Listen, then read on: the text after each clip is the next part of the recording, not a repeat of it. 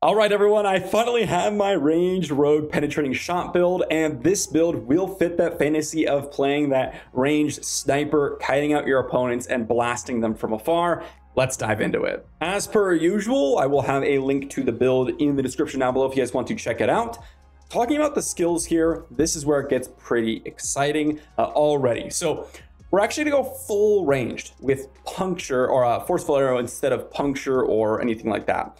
I actually would prefer puncture if I could get it, because you can get that guaranteed vulnerable application. However, in order for puncture to actually give you that vulnerable application, you do need to be relatively close, probably about mid-range, which is a little bit too close for us to get guaranteed application, which means that, well, we're dropping it. Instead, we're going to go with forceful arrow, which does have the ability to make vulnerable happen every 3 casts, which can be actually pretty good. Then, of course, we have the penetrating shot, which is, in my opinion, the strongest ranged skill in general overall in all content. And we're actually going to be running down here to pick up advanced penetrating shot for the knockdown on elites. And this is going to be really, really valuable in general content as well. Then we're going to skip the agility skills. This might be a little sad to some of you. You do not move very quickly in this build. And that is just the nature of ranged. We don't really care about shadow stepping onto people. We don't really care about dashing around. We are ideally kiting and using our faster movement speed and our slows to avoid the enemies. We are going to be running Dark Shroud because we're ranged, going to be able to keep up most of the time 3 or 4 applications of Dark Shroud, which is going to give us a lot of damage reduction. We're also going to put 1 point into Poison Trap and then 1 point in Enhanced Poison Trap to get the knockdown. This is going to allow us to kite even easier.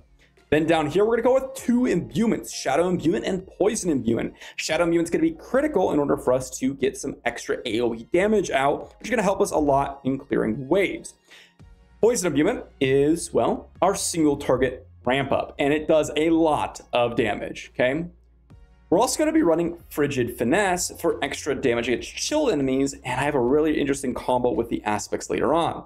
Of course, we're going to be running Precision as our key passive for additional critical strike damage, and then a couple passives including Trap Mastery to get extra crit strike chance with Poison Trap, Innervation for extra energy potential, Alchemist's Fortune for, again, extra lucky hit chance, which is going to give us extra energy. We have Precision Imbuement for extra crit chance on our Shadow and Poison Imbuement skills. Then we also have Exploit, Malice, and Weapon Mastery for additional damage.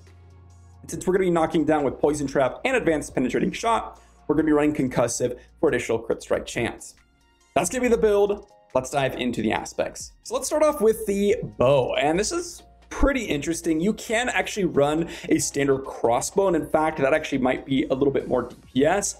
However, this bow gives a guaranteed critical strike anytime we hit someone with our first hit, which allows it to be a really, really impressive wave clearer. And in fact, most Nightmare dungeons are actually mostly waves rather than bosses, which is super, super important to note.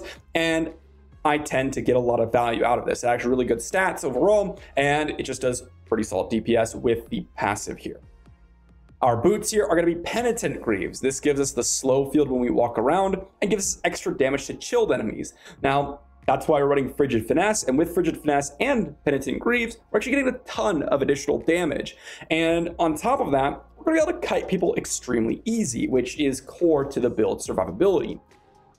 Pants, we're going to be running Aspect of Disobedience, although I would prefer to run Aspect of the Protector, although I didn't have a good enough one, so we're going to be running Aspect of Disobedience here. We have Aspect of Corruption on the gloves, which is going to be a lot of extra DPS with our Shadow and Poison Imbuement. We have the Enshrouding Mail here, which is going to give us extra free Dark Shroud anytime we're standing still for 3 seconds. And we're going to get additional damage reduction from our Dark Shroud triggers.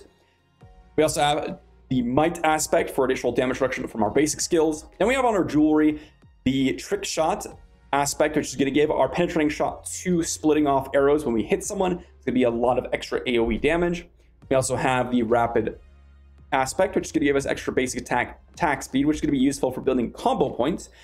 We have the expectant aspect, which is we're going to be attacking with our basic, and then core skilling, which is going to do a lot of additional damage.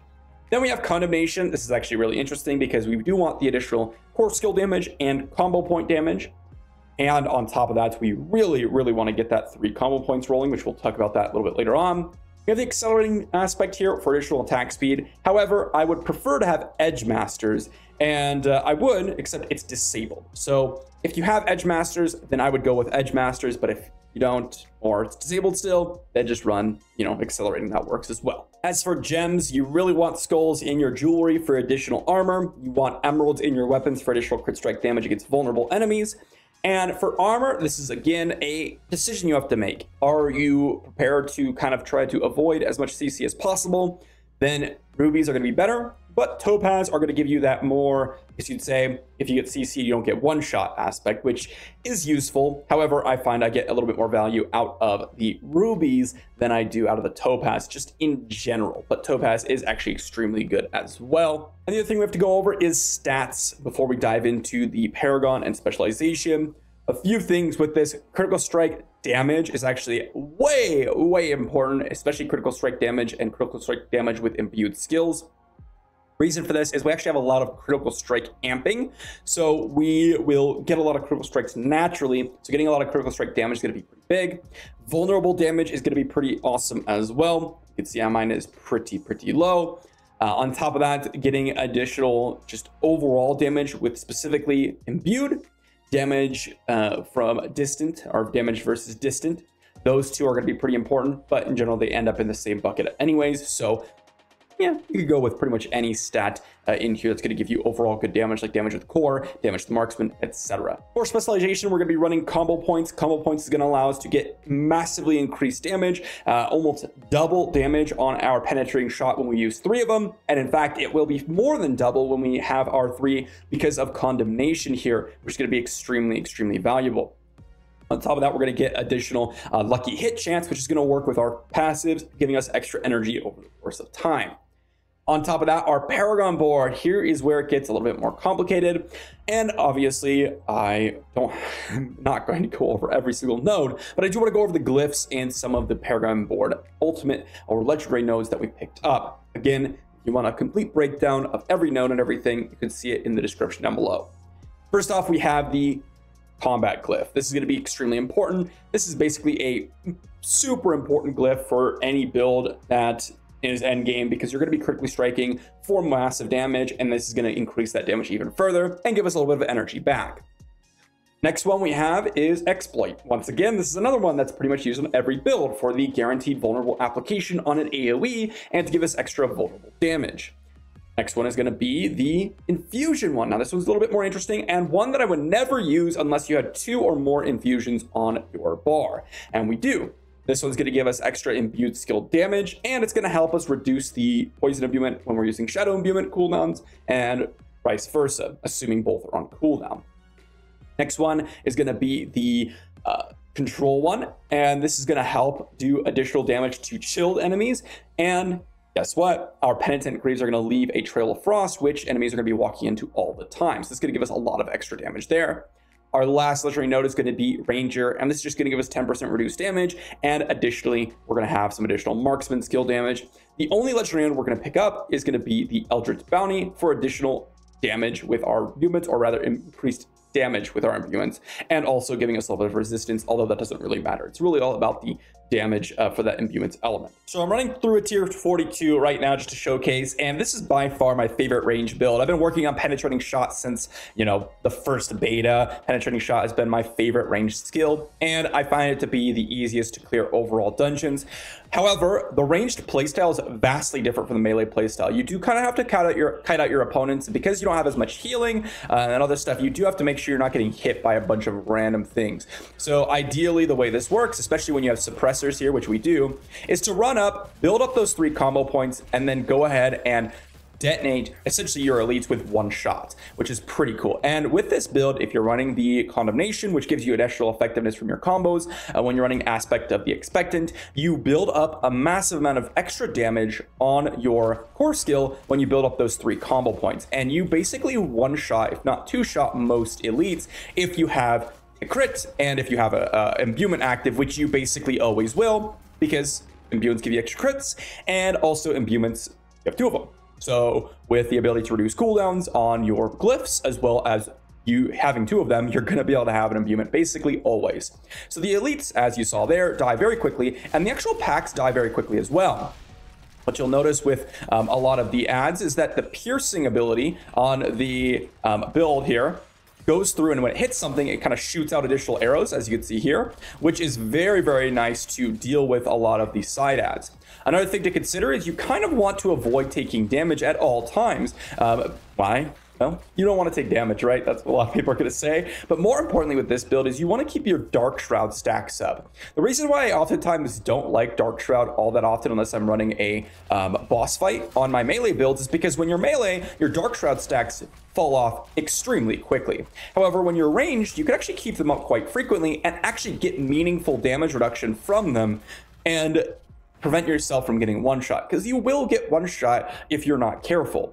And that's where things like Poison Trap, things like the Penitent Greaves comes in play, because when you do fight those elites that are a little bit more aggressive, for example, then you can actually go ahead and kite backwards, slow things down, and drop traps to knock them down, and of course increase your crit chance, and it will end up being a lot better.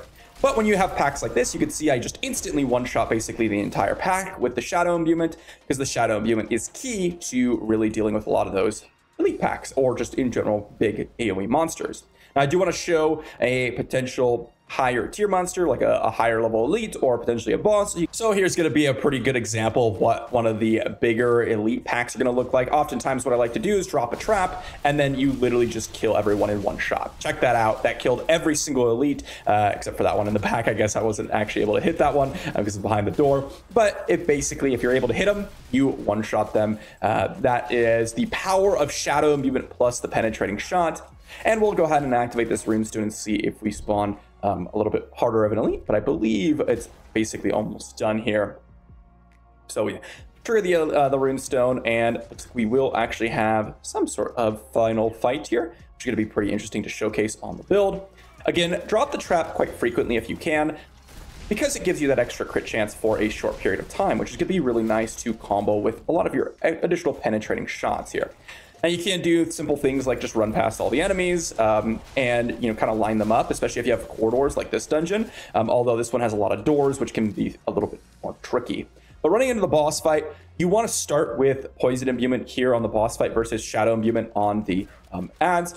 We drop the trap, hopefully it triggers, and then we drop the Poison Imbuement here, and then we just stack up our combo points and we go to town. Now you can see you can miss potentially, which can be a little bit awkward, but when you use your Shadow Imbuement, you're actually going to get that cooldown reduction on your Poison Imbuement, and you can see the boss fight is definitely not hard. You know, you're doing good damage, right? Thing you have to keep in mind is that you are far squishier because you're not healing as often. And that's going to be pretty important. Also, if you are running a ranged build, you oftentimes have distant damage. So there you saw where I kind of dove into the enemy. That's actually something you don't typically want to do unless you're placing a trap, because you have distant damage. So your distant damage will fall off if you're close to your opponent. So overall, guys, the build is really, really solid. I have had a lot of enjoyment. And as you can see here, I don't have my glyphs leveled up nearly as much as some of the other builds I've showcased. So definitely it is a really tough time respecking in this game because you have to modify your gear, you have to modify your glyphs, you have to modify everything, and it's decently expensive when you get to level 100 or 90 plus in particular.